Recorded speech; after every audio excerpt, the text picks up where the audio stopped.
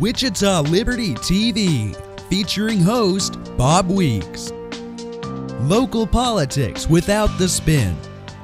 Interviews with nationally respected economists. Hear directly from Kansas conservatives about what matters to you. It's individual liberty, limited government, and free markets. Wichita Liberty TV. Hello, I'm Bob Weeks for Wichita Liberty TV, your weekly source for news, analysis, and commentary about Kansas and Wichita government and politics. Remember, topics we talk about today are also usually covered at wichitaliberty.org. That's my blog, The Voice for Liberty. There you can always view past episodes of Wichita Liberty TV. Also, I try to put show notes up if we talk about things that you might be more interested in about what we talk about this week. And with me this week again, Carl Peterjohn. So, Carl, there was some action at the Sedgwick County Commission this week about something that I know you were involved in due to your past service there. And some people say it's the immunizations program, but it's really a little bit more specific. It's the travel immunizations program. And adult immunizations, not to be confused with obviously childhood, which the county administers for the state. And they do flu shots and things too, but these are travel immunizations. Tell us what's going on there with that, Carl. Well, it's been a ongoing challenge because there have been some shortages of the vaccines. Last year, a yellow fever vaccine was hard to get because there's only one supplier nationally. And so these are people who are planning to travel overseas. Yes. And depending where you're going, you need to have yellow fever or something typhoid, like that. In fact, Japanese encephalitis, for instance, I see. Mention one fairly obscure but important if you're heading to the Far East. There is a huge problem for certain of these vaccines because, for instance, like I mentioned, yellow fever, there had been national problems, and that was brought to the commission, and there were discussions in terms of where we could save money or not, and this was a program that the private sector has been involved in. A number of the pharmacies and even grocery stores, Dillon's Little Clinics, there are 8 of them that have been offering these immunizations to adults, primarily, like you said, for international travel.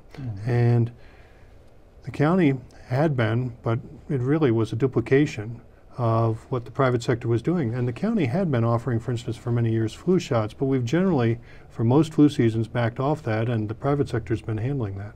But for, like the childhood vaccines, I think the county does those for free. Is that right? Well, they administer a program for the state, and I believe it's on a sliding scale depending upon income levels. Okay.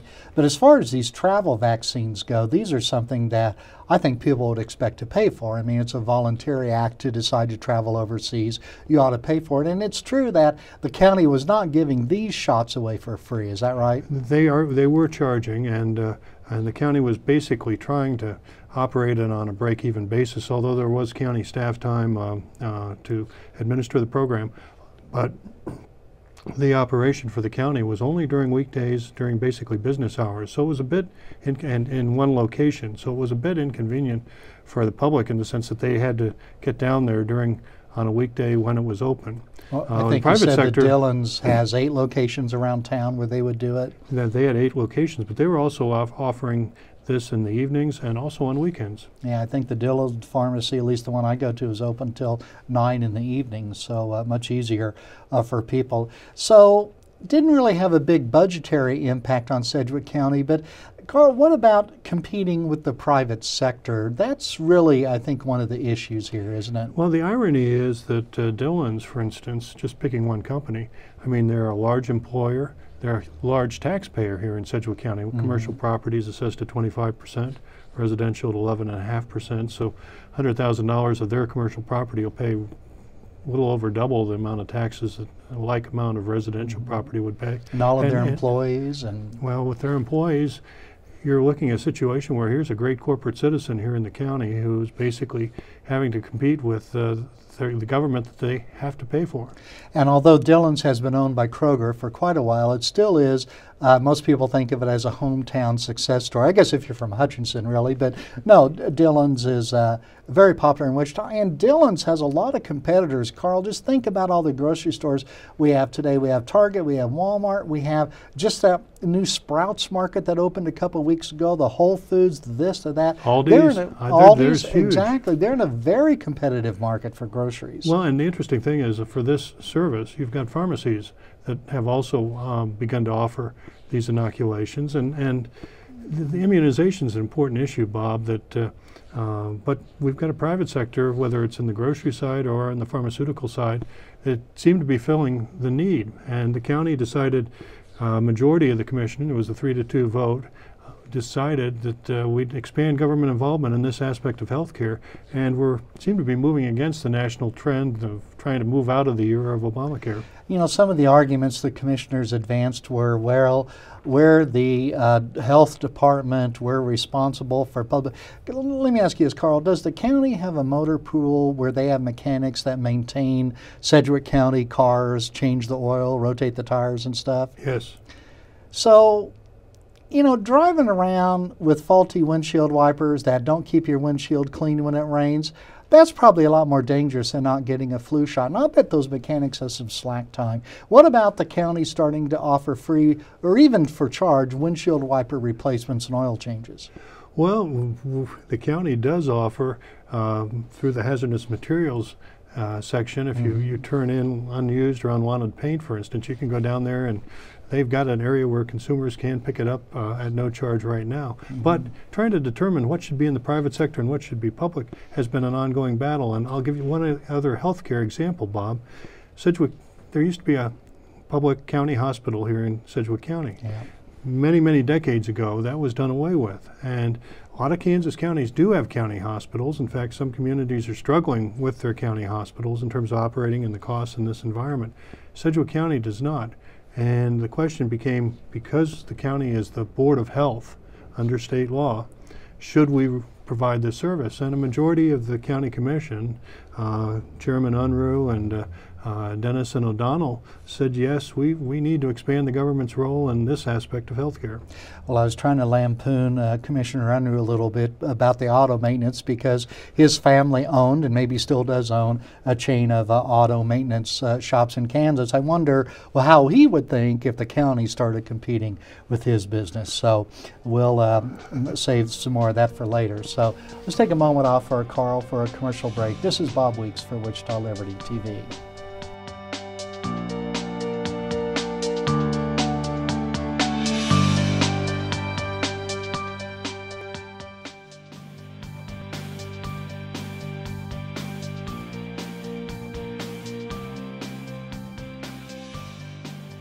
Welcome back to Wichita Liberty TV. I'm Bob Weeks with former Sedgwick County Commissioner Carl Peterjohn. So Carl, up in Topeka, there's bills in the Senate right now that have been introduced. One will raise some taxes, one will cut some spending.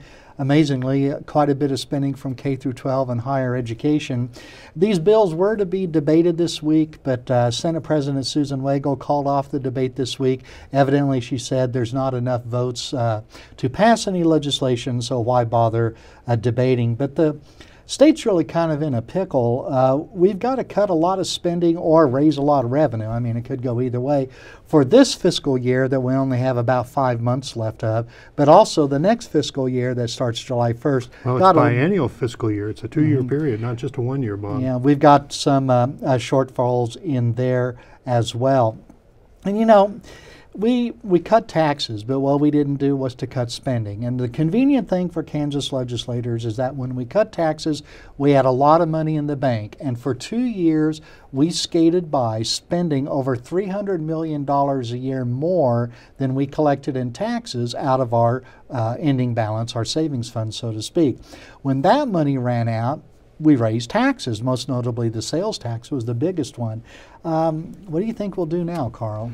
Well, this is going to be a challenge for the legislature, a challenge for the governor, and who knows, the Kansas Supreme Court, which I've often called the black-robed legislature, may weigh in too, because they've still got their spending. They have ordered in the past increased spending, albeit for the government school structure, the K through 12 public schools in Kansas.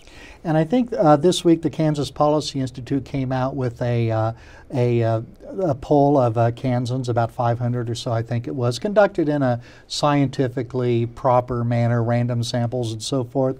And I think a lot of they were asking, well, what should we do here? And really, raising taxes was way far down on the list of what people should do, what people think we should do. I think the most unpopular idea out there is raising gasoline taxes, which is interesting because gas prices are a good deal lower today than they were a couple of years ago when the price of oil was a lot higher than it is right at the moment. And that low oil price contributes in a little way to the Kansas budget because as a, not a major, but a significant oil producing state, we have some severance tax on oil, but then also just people working in the oil industry too. Oil and natural gas both are significant factors. Energy production is an important part of the Kansas economy, Bob, because not only do we have the production side of it, but like in El Dorado, we've got a major oil refinery over there, and it's not the only refinery in the state. And I've heard that refinery in El Dorado is actually pretty big, that it produces about 1% of all the gasoline in the United States. So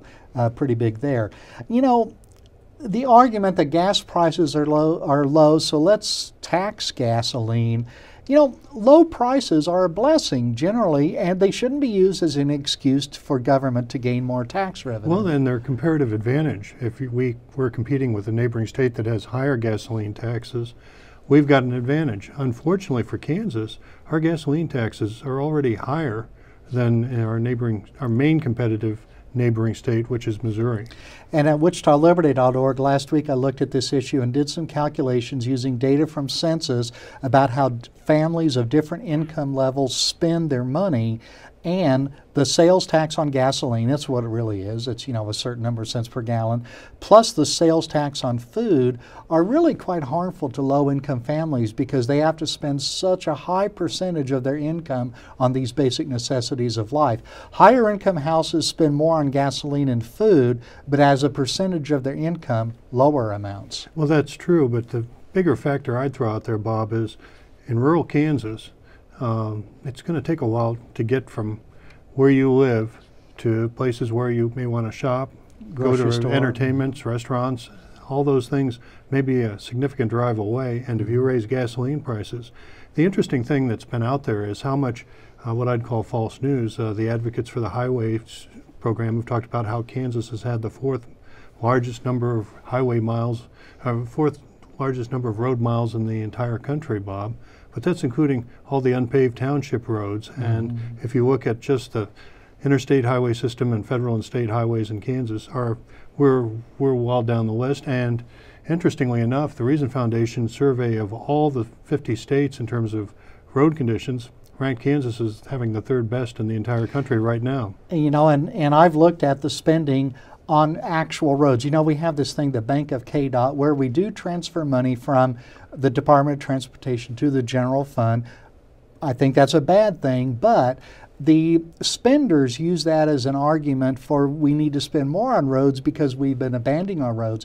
But if we look at the actual money spent on road programs, maintenance, new construction, whatever, apart from the transfers in and out, it's remained pretty steady, although did go down a little bit last year. Well, Bob, what I'd point out, Kansas is maybe the only state in the country, and it's the only state, at least in the region, that takes basically what would be considered general fund money and transfers it to their transportation program. That's in the a form fixed of sales percentage tax. of the sales tax. A percentage of the sales tax is shifted over to KDOT. And that percentage has gone up over the past 5 or 6 years from like 11 to 17%. And so that's why I've strongly supported the idea of let's stop this shell game, put KDOT and the Department of Transportation in the general fund budget.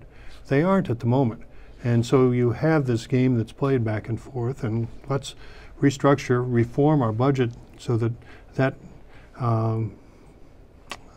game can't be played anymore. And part of the problem is that KDOT borrows a lot of money, and some of that's legitimate. I mean, there can be a difference of opinion, but when you're talking about long-lived assets like roads and bridges, you can make a reasonable case that we ought to borrow long-term for that. But some of the borrowing that KDOT's done has gone right into our state's general fund to be spent today. Well, and that's another problem, because when you get into the borrowing issue, You could also get into the discussion of capers, which is also off budget, but a significant budgetary factor, because obviously the folks who have earned pensions, full disclosure, I'm a vested person in capers, although I'm not receiving a pension at the moment.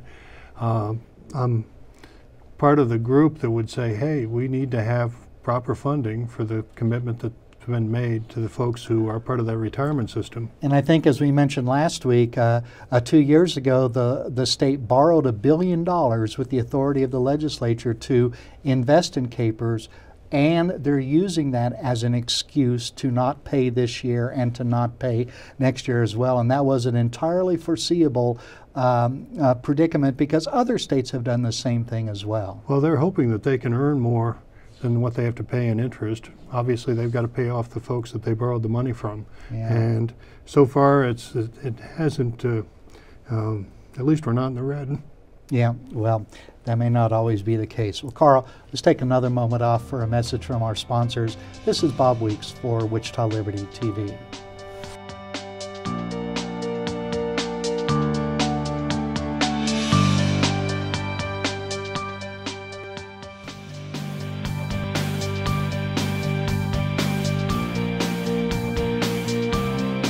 Welcome back to Wichita Liberty TV. I'm Bob Weeks with Carl Peterjohn. Carl, early in your career on the Sedgwick County Commission, I think under your initiative, the county started placing its check register. In other words, a listing of every check the county writes. They made it available to users through the county's website. Absolutely, and it was more than just, I'll certainly, I think the entire commission that was on board at that time and the staff that worked on it, but it was a proposal that had come in from the staff side saying, hey, we've got this technology and the capability, and we thought for transparency purposes this would be a big plus for Sedgwick County. Last year we expanded it to try and keep up and make it more user-friendly, and also hopefully serve as a model for the other 104 counties, and as well as over 600 municipalities here in Kansas, or obviously outside the state too. Well, how about just being a model for the City of Wichita? Because you know what happens if you ask for that data from the City of Wichita? You got to write a check, Carl. In 2015, I asked for a checkbook register for almost approximately a year. I had to pay $24 for that data. I asked again last December or November, I can't remember. And at that time, the city waived their fee, partly because they lost the email I sent them and they were late and tardy, so they deferred that payment. But this is something that someone has to ask for. They have to get the data. They have to interpret it. And fortunately, I was able to make it available in an interactive visualization, no less, at wichitaliberty.org, and people can do all sorts of analysis on that data. And you find out weird things, like for a long time, the City of Wichita paid like, $50 or $100 a month to the Kansas Turnpike. And you can easily see that's city employees traveling to Topeka or something like that. But then all of a sudden they started paying millions of dollars each month, $2 or $3 million to the Turnpike. I went through the City Council agendas and couldn't find anything that pointed to that.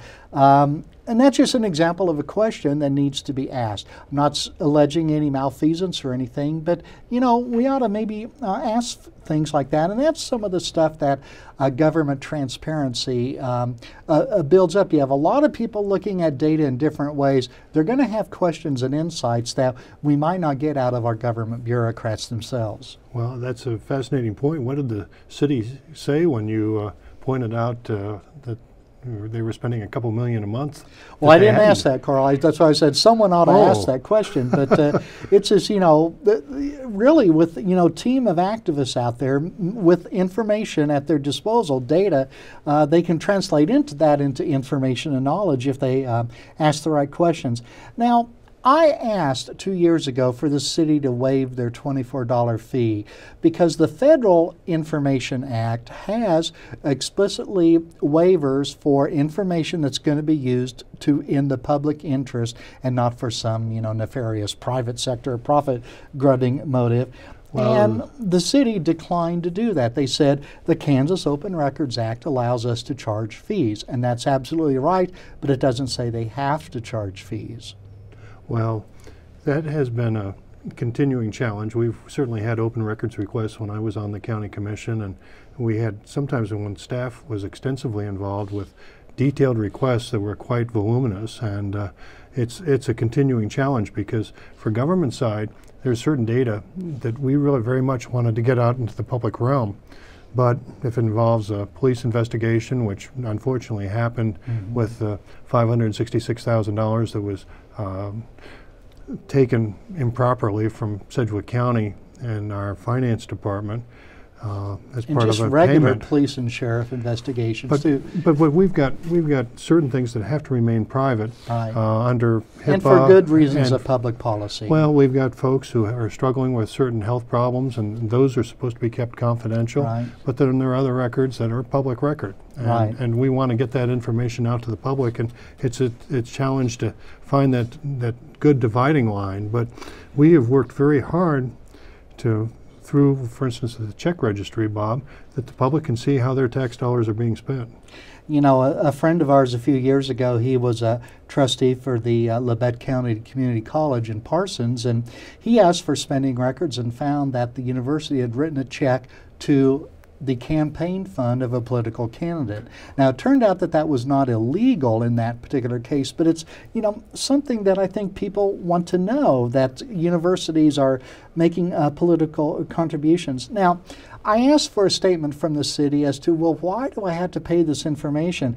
And the city came back that says the city's won multiple awards for openness and citizen participation. They strive each and every day to become more open and transparent and will continue to do so.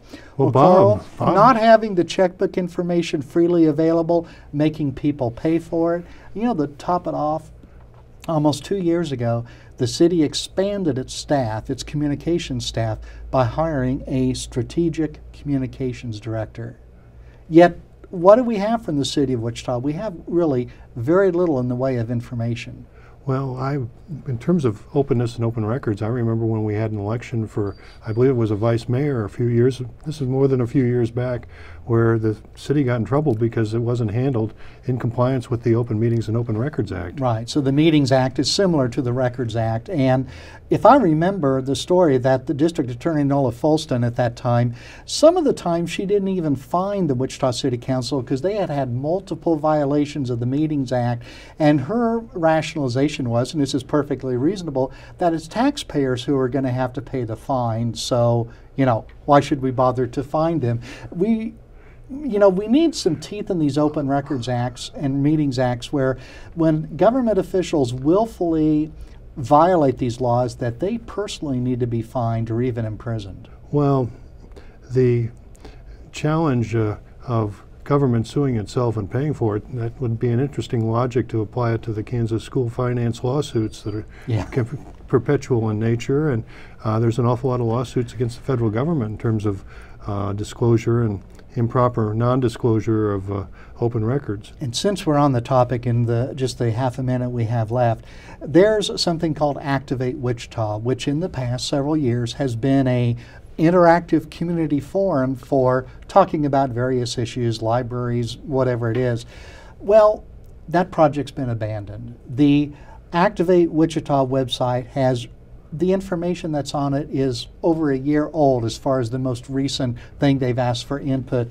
And yet the City of Wichita still prominently at the top of every web page has a link, a graphical link to Activate Wichita. Yet if anyone were to look at that, they would realize this city is really an embarrassment, that we have this online interactive thing that no one has used because it's not been updated, maintained for over a year. And again, it's been almost 2 years that we've had a strategic communications director in addition to the Wichita staff. Well, Bob, later on this year we'll elect some new members to the City Council, and I suspect the city will definitely get if we elect any new council members, there will be some changes on the city's webpage when that happens. Well, let's hope that there is, because I looked today and after 2 or 3 weeks it's still there. Nothing has changed at all. Well, guess what? We've run through another half hour of Wichita Liberty TV this week. Remember, check wichitaliberty.org for show notes to some of these topics we've been talking about, and I'll see you next week on Wichita Liberty TV.